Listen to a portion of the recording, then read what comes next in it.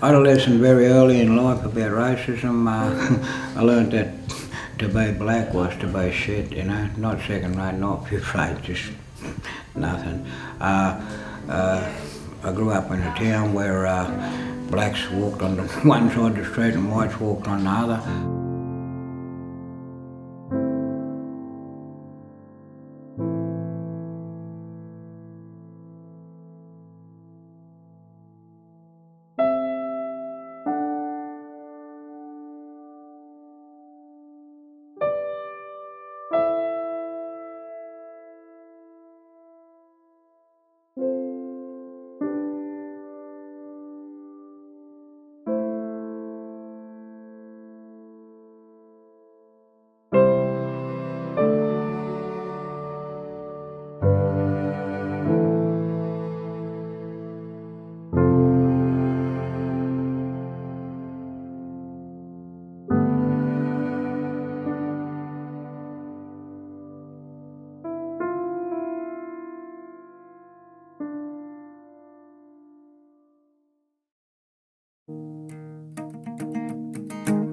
As law students, we're renowned for the amount of reading we do.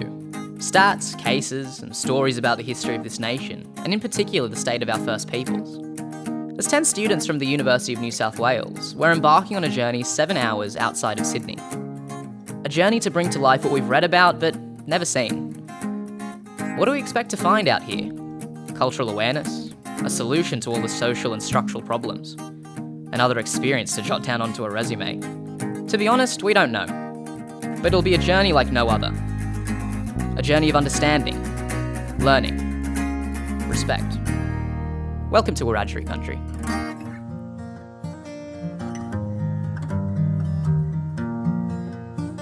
We're at Balladoran right now, and we're here to see a man called Uncle Ralph. He's an Indigenous elder, and we're not really sure what to expect. A lot of us have never done a Welcome to Country before.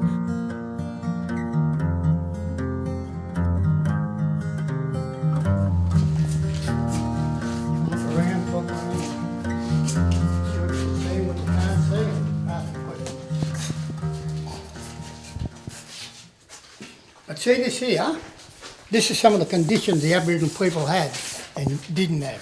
Who's a good reader? Pretty good reader. Where's Teela at? What's she doing? No. I can read. You read that out loud and clear. Commonwealth of Australia, Aborigines Protection Act 1909 to 1943, Section 18C. General Certificate of Exemption.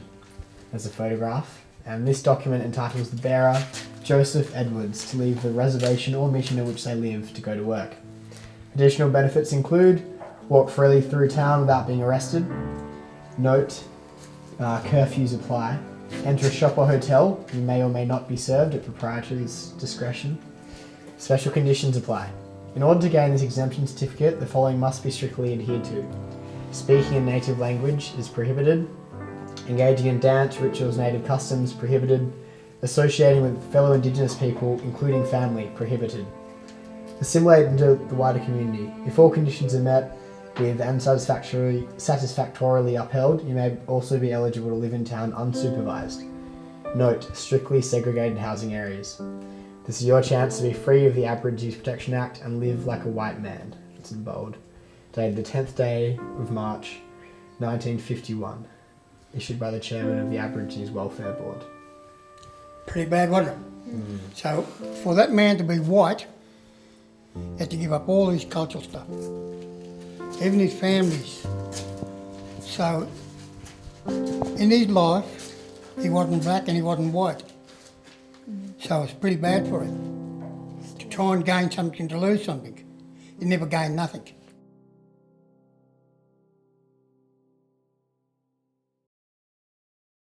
In order to get one, I think you were saying, I'm distanced from the rest of the community and I want to go out on my own and be a respectable citizen. And, some people did that. I mean, for example, there were a few Aboriginal families, Wiradjuri families from Uabalong living in Lake Kajalico, and they probably had exemption certificates, but they lived very quietly. And you kept your head down. the white people, or even to the anthropologists who talk about these places, well, they were people who were believed to have lost their culture and possibly their language, although there was plenty of language around in my time. Living on that station to begin with, it was quite a repressive kind of atmosphere because people didn't sort of, didn't want to talk too much, at least until they got to know you.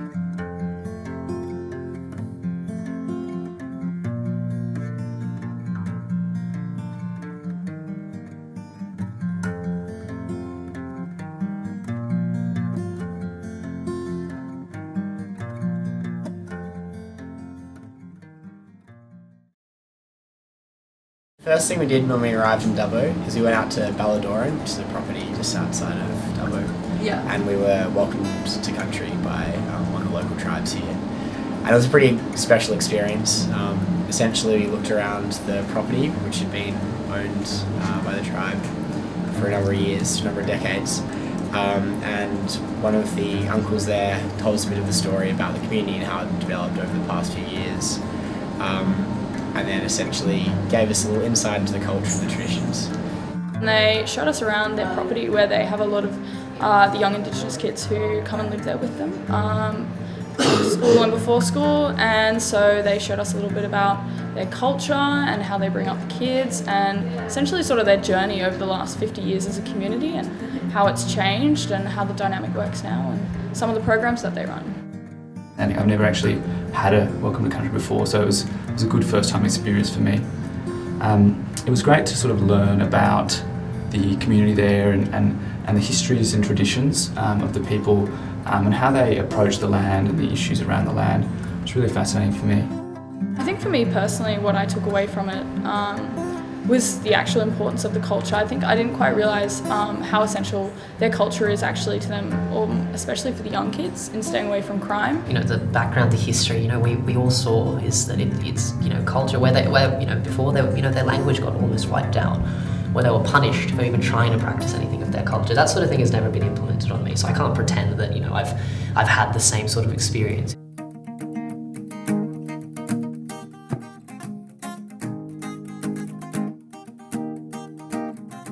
So today we're at Dubbo Zoo to check out the Shine Girls initiative. It's a program for young Indigenous girls to develop their work experience, presentational skills, and develop their own confidence. We're kind of also excited to see the zoo itself, talk to the girls, but also get in touch with some of the cool cultural programs that are running over here.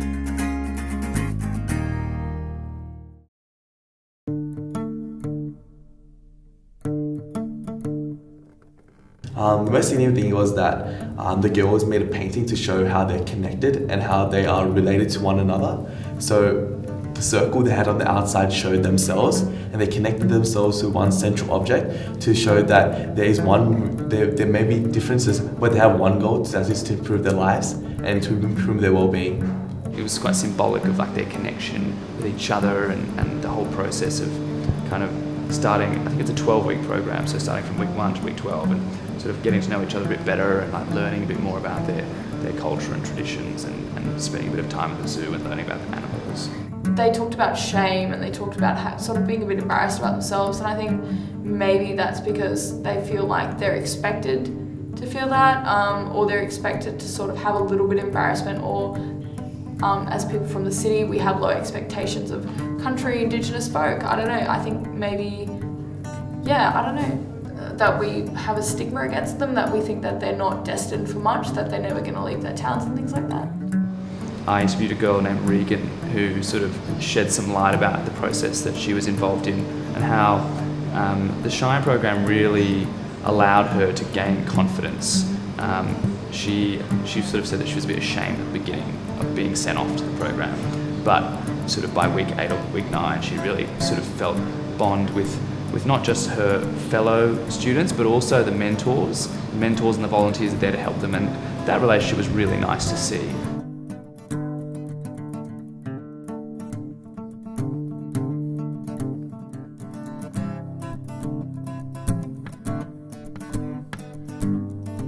Being Indigenous, people, it sort of makes you stand down. And why is that? do you think? Because, like, sometimes around in a small town, they're all the same. And being just trying to stand out is like a good thing. Don't let like stereotypes and that get in your way. Like, we're all the same and we can all achieve just as much as the next person, even if they're different races and everything. It makes me feel proud knowing that like we have so much history, and it's like interesting history, and we have all these like amazing art and dancing and like cultural things that we have. Like, it's interesting to learn about them. But I suppose the significance, the real hard-hitting, what that culture means, I never understood just from reading textbooks. I only sort of started to scratch at the surface when we first, talked to Uncle Ralph about what that culture can actually do, what that culture actually means, and how it's been so damaging for a generational aspect of, how damaging that's been to, Aboriginal people in general about, that culture getting taken away.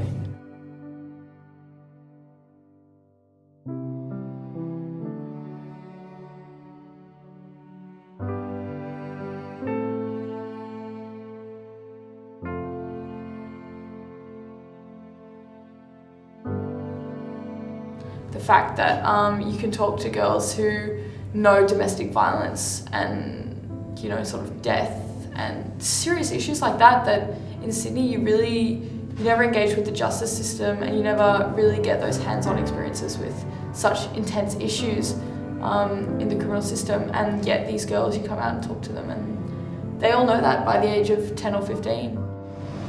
It's kind of scary to realise how much of a disconnect these kids have had with their culture, not by choice, but by what's happened. What's happened? Yeah, well, with the stolen generation, like, they've lost so much of their culture. It was awesome to see that there is some,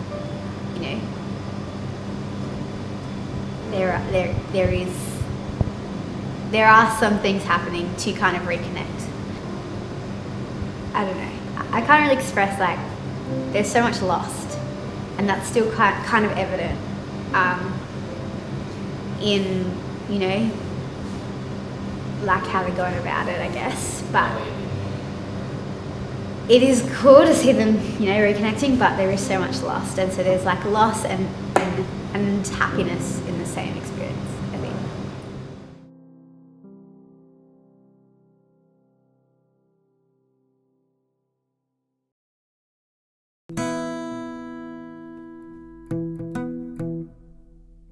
A lot of kids out here like to call this place the Bronx, but I thought when we visited Apollo House, it was a pretty cool contrast to what we've seen before.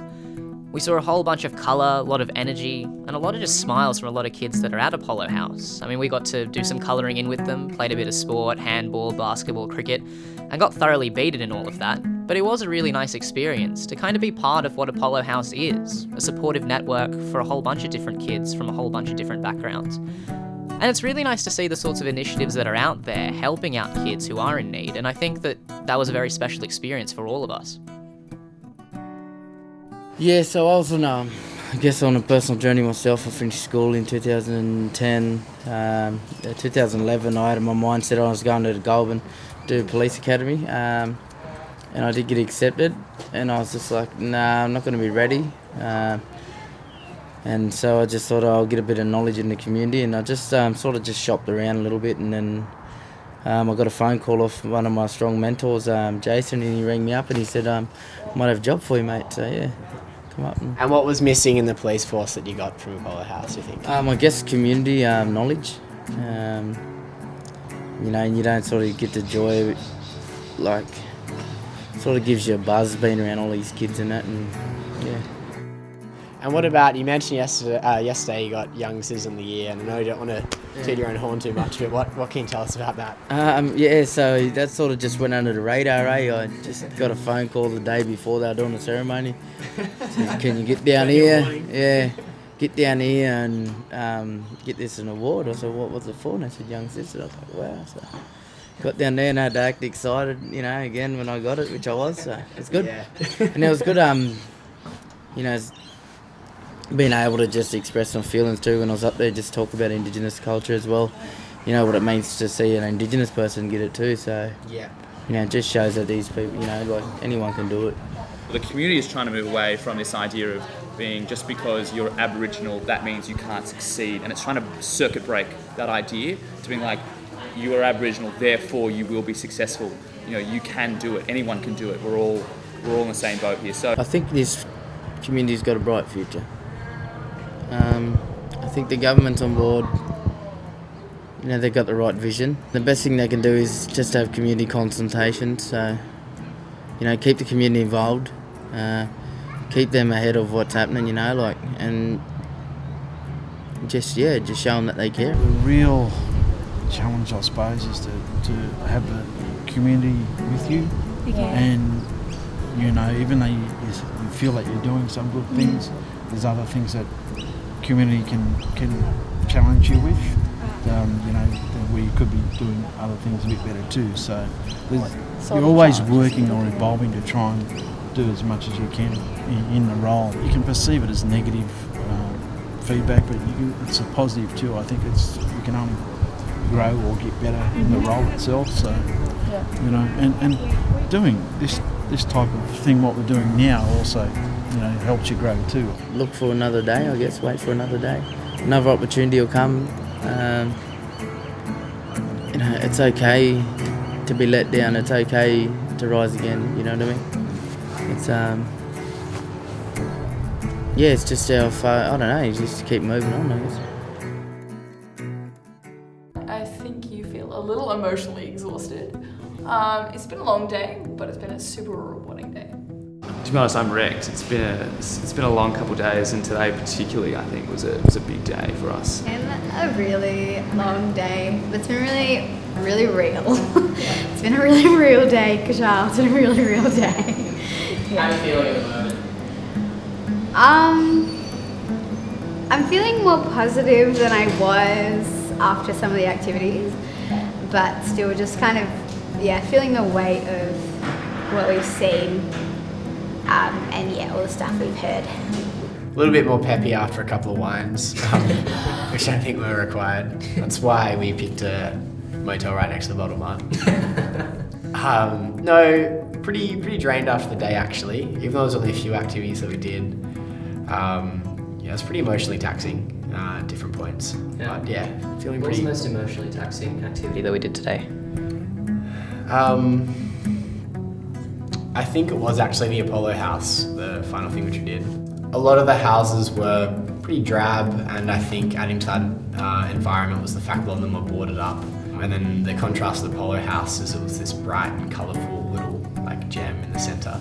The girls were awesome. So we did some colouring in with them, which was great. And I think over colouring in, you can just chat and stuff, and they don't feel like, oh, she's just here to talk to me. They're like, oh, we're doing an activity, and that's awesome. The first thing that struck me was the kids at the Apollo house were the most upfront and friendly, and they were the most inviting to us as strangers. One of the girls was making a card for her mum, who was in hospital with a lung collapse, and asked her a bit more about her family and stuff. She's got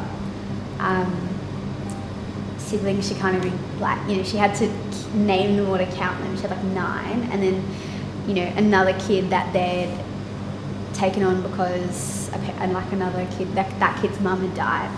So and then this girl's mum was in the hospital with a pretty serious thing happening. I think in Sydney it's really easy to simplify all the problems and say, all we need to do is this, or all we need to do is that. So where to from here? I think it's a different question for each of us. As law students, it's in what capacity would I like to get involved with the system? Do I even really have the strength to get involved with the system? Because it's so easy to get sucked up into, studying for everything. It's so easy to get sucked up into, thinking about your careers, job interviews. Whereas we're lucky enough to go to a university that teaches us so much. We're lucky enough to be sitting in the classrooms that we do studying law. We're lucky enough to do all that sort of thing with all the opportunities that we've had with, the lottery of birth, with the sort of upbringing that we've had.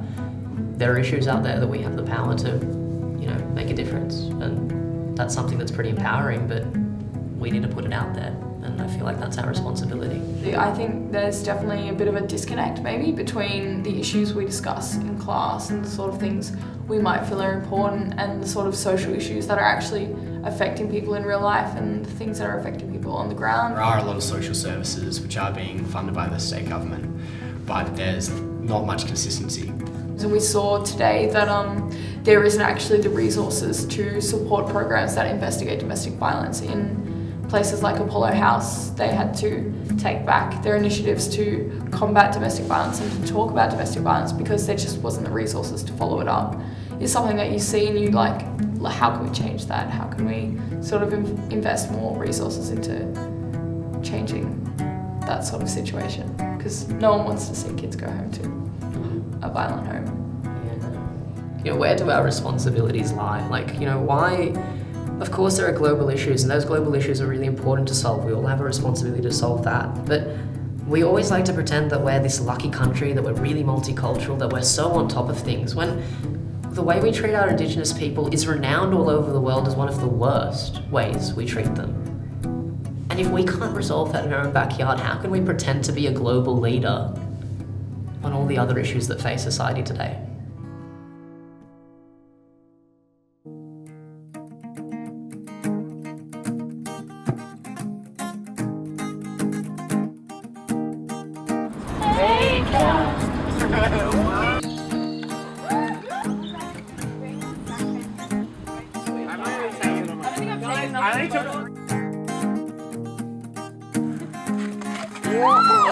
Society holds no liability. Do it. What? I don't want to jump. I'm just gonna keep hugging this friend. Didn't you see? I've only 11 It was blowing up this morning. Was it? It's talking about solving the world. Oh, that would be solving the world problem. What's it? I've done one. No man, I trust you. You know I'm the prey, Teela. I can go. Actually, no, no, you gotta go. Go. Yeah,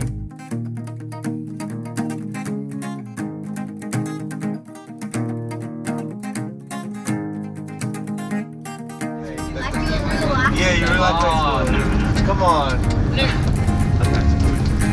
Oh, that's sick. All the photos that you put up anyway, like they're sick.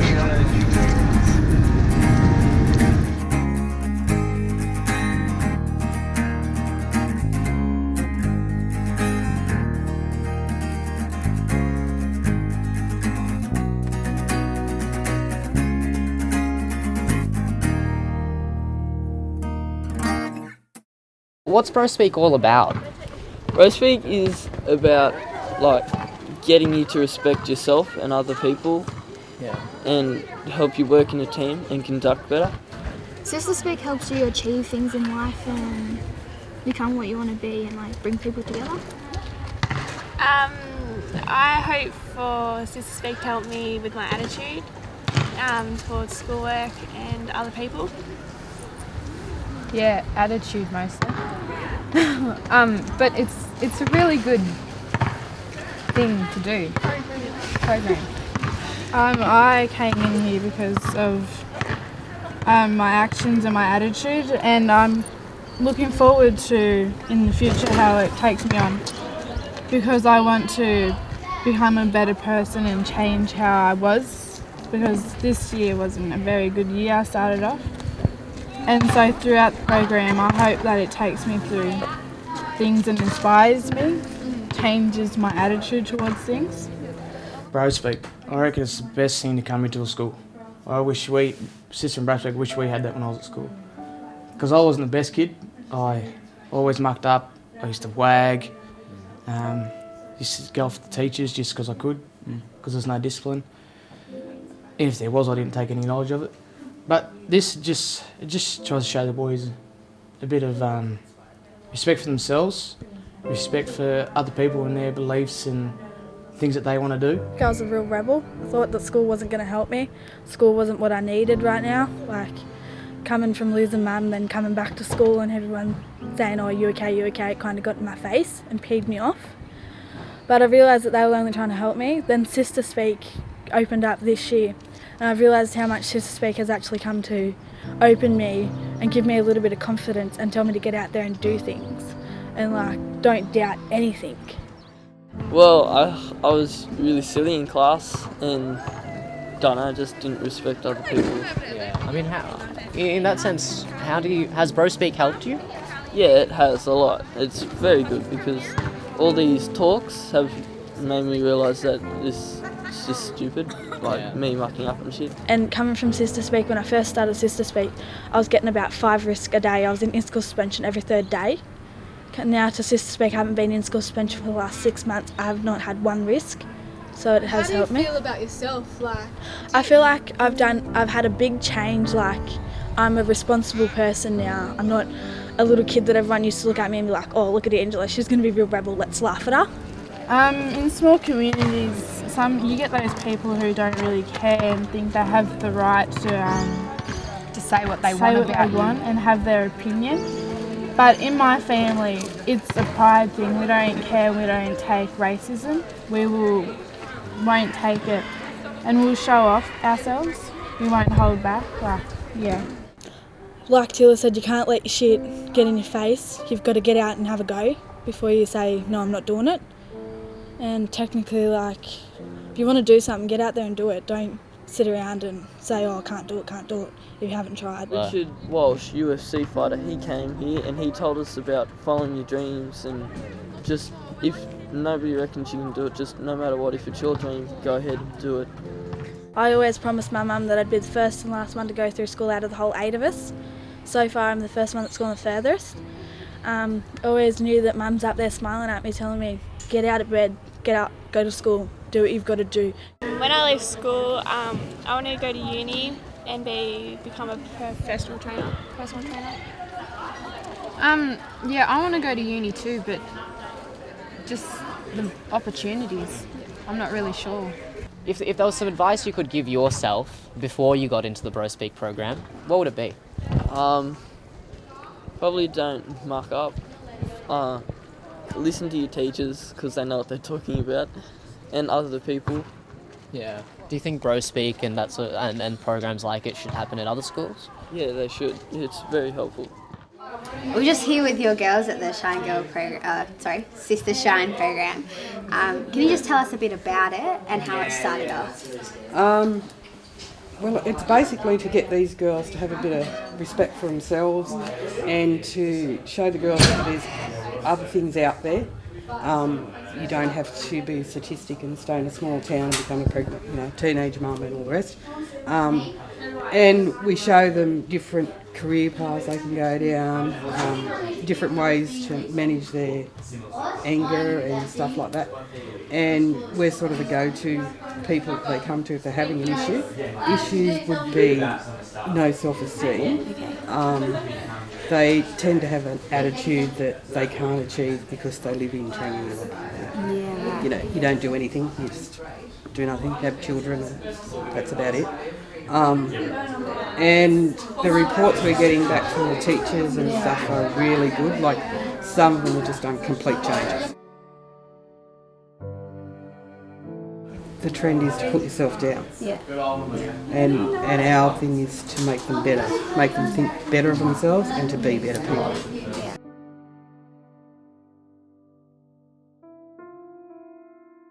What can we do as people from another community? What can we do to support Sister Speak? How can you support? Yeah, how can we? Well, what you've done today was fantastic. Youth fellas coming out. I think a lot of the boys acknowledge that he's travelled a long way. He didn't know what he's want to do, and now he's going to law, and some still might not do that after. It's given them an insight into other worlds, other people from other countries and stuff like that. But it's also, I was actually standing back watching the girls interact with you guys, because normally they wouldn't do that. They just sit there and pretend they're shy when they're not. Yeah. But they're interacting with other people, so they're learning the whole time. And they're learning to accept other people for what they are, and that other people accept them for who they are. Like, you don't have to be something that you're not. Just be you. Exactly.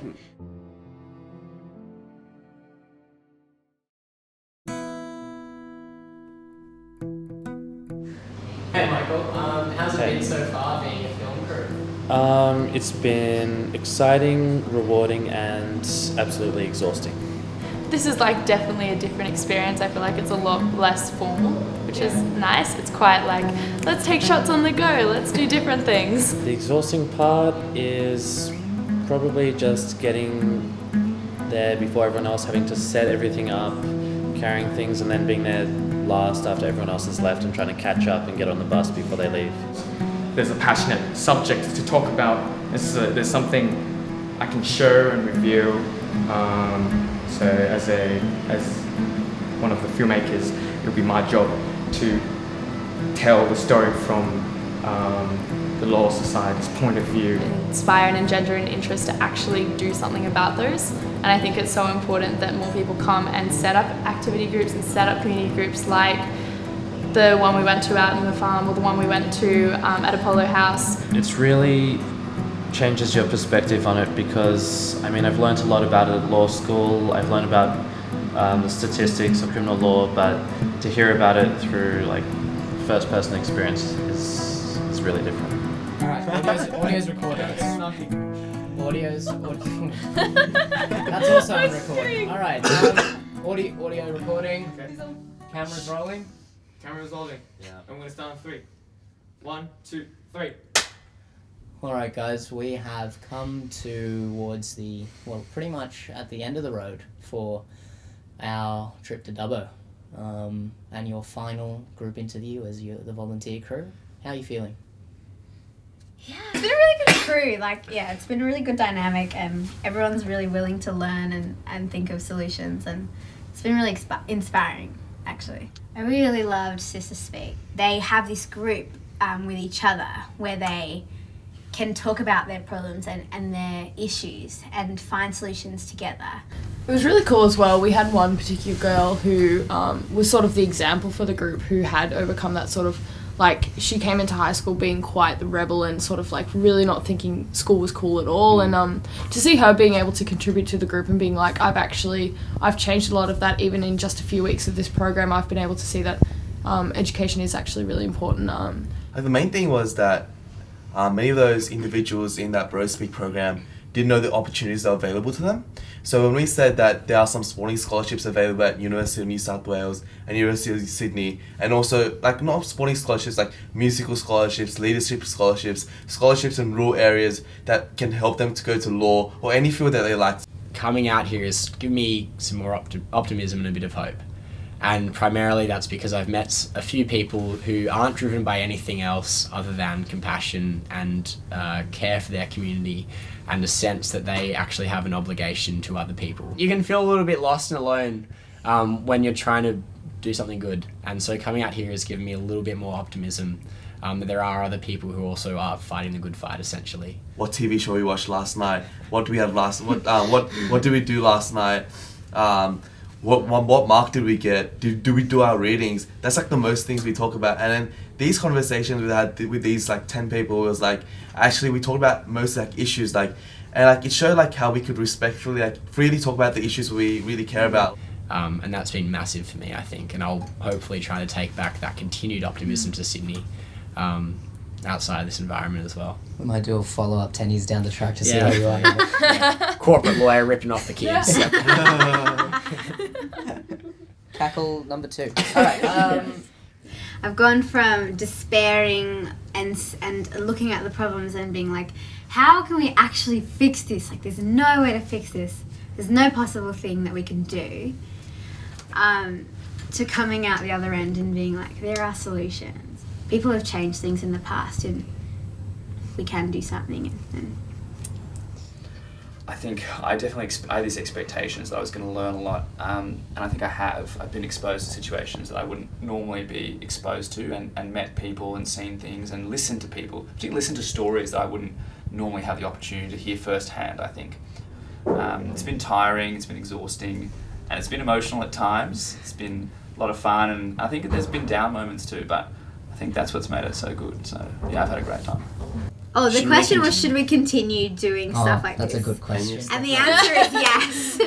Because, yeah, we know it, we've read it, And then you get out here and it hits you on a different level. And when you put kind of faces to these problems, it becomes more real and it becomes more important and it becomes something that we need to change.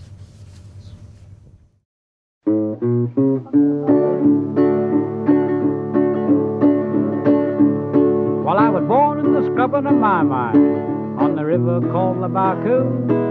My parents left me when I was quite young to battle my own canoe.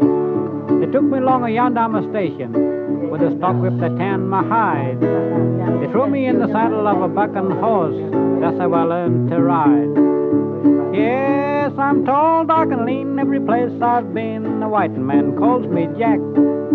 It's no crime, I'm not ashamed, I was born with my skin so black. When it comes to riding rough horses, or working cattle, I'm mixed with the best.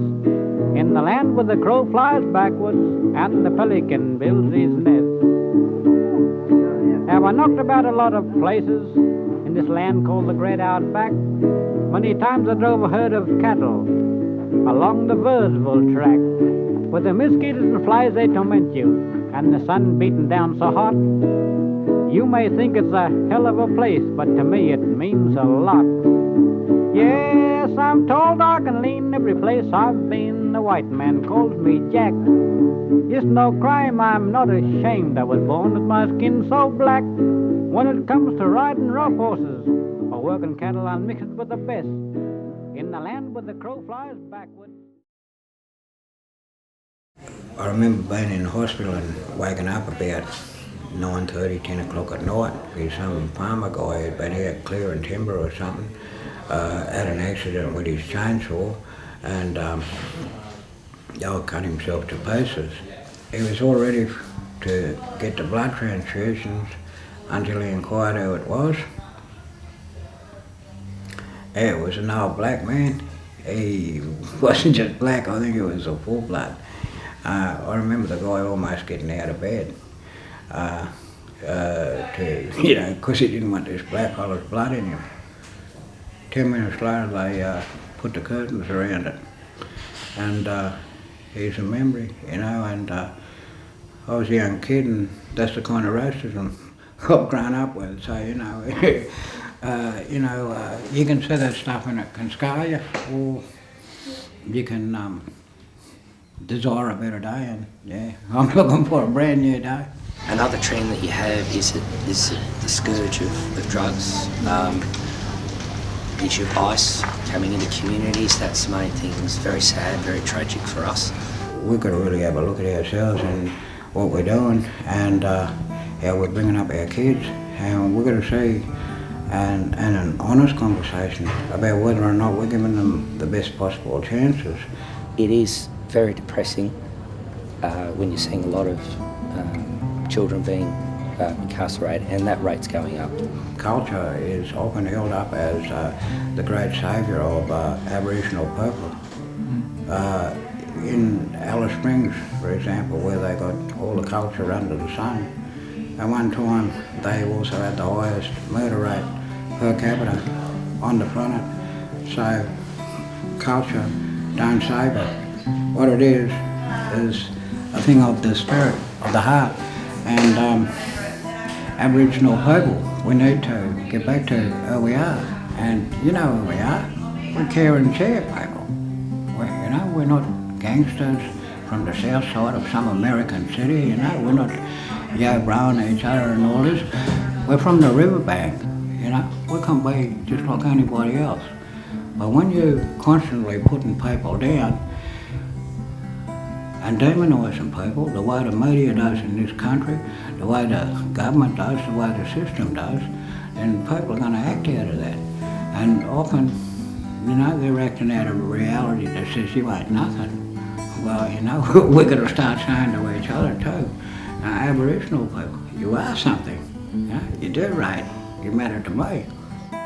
The challenge, I suppose, for any lawyer, especially an ALS lawyer, is actually keeping going with the work you're trying to do. Certainly get a lot of knockbacks. But having said that, you also get a lot of very supportive people. Aboriginal people we can do anything, We are ready to take our rightful place in this society, and I believe that it's only when you truly include Aboriginal people in this Australia thing, it's only then that you'll have the full thing, you know, because the longer that Aboriginal people are excluded, are kept on the margins, the more you isolate yourselves in the eyes of the world, the more that people say, well, what about the original people? What does it mean to you, the rightful place of our people? Well, yeah, I'm a poet and a dreamer, so I would say this, but I look for the day when an Aboriginal man or woman will be Prime Minister of this country. I look forward to the day when our people take an equal place in society.